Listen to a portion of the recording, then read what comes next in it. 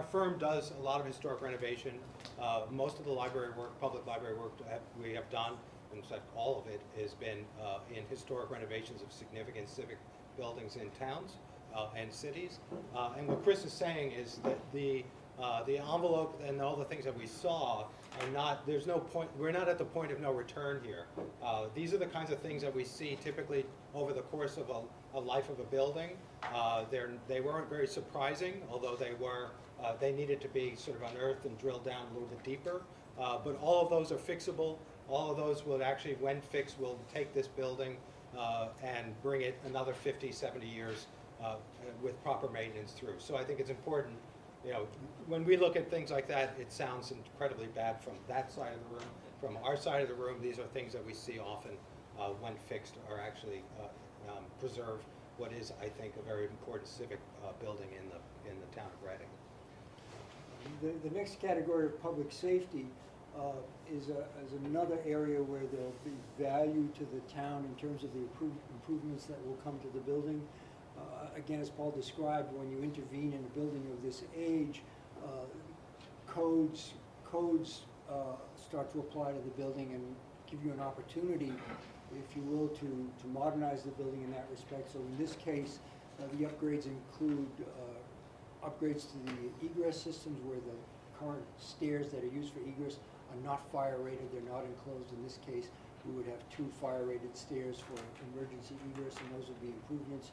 New alarm systems that are modernized with respect to fire and fire reporting for safety.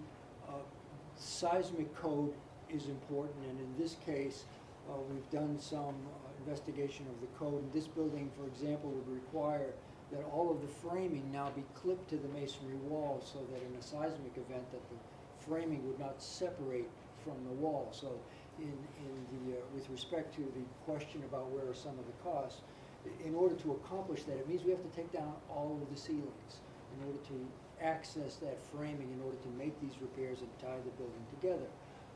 And in this case, we've discovered that there are multiple layers of ceilings that remain. There's ceilings that were, acoustic ceilings that were added over metal ceilings, which are then over plaster ceilings behind that. So there are multiple layers to be taken out. But those seismic improvements will certainly improve the nature of the building, and there would be additional shear added to the building to assist with that.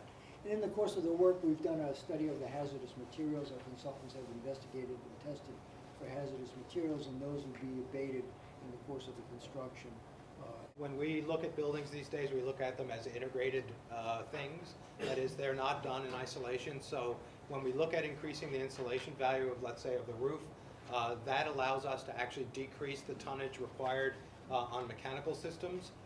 Because we're going to automate many of the systems, the operating costs can actually be not only be monitored, but it could actually be adjusted so that we could lower the operating costs of the library in general.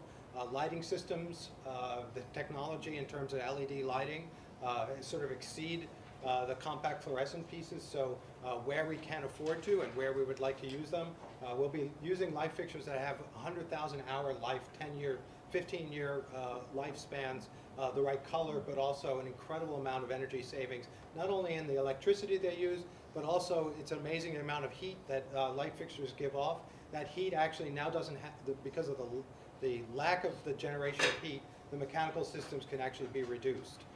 And that means that the cost of heating and air conditioning the building will also have a commensurate reduction in terms of the operating costs.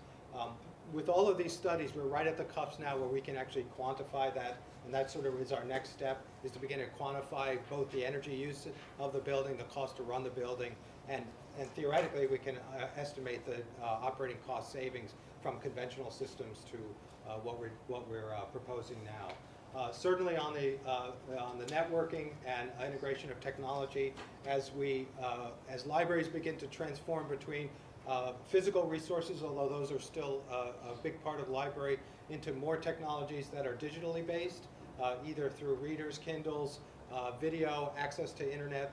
All of that is actually being incorporated within the library under that line item. So that is a breakdown, essentially, as best we can do it, for The hard costs of $10.2 million, and the value given back to that represents is built into all those system component of the building.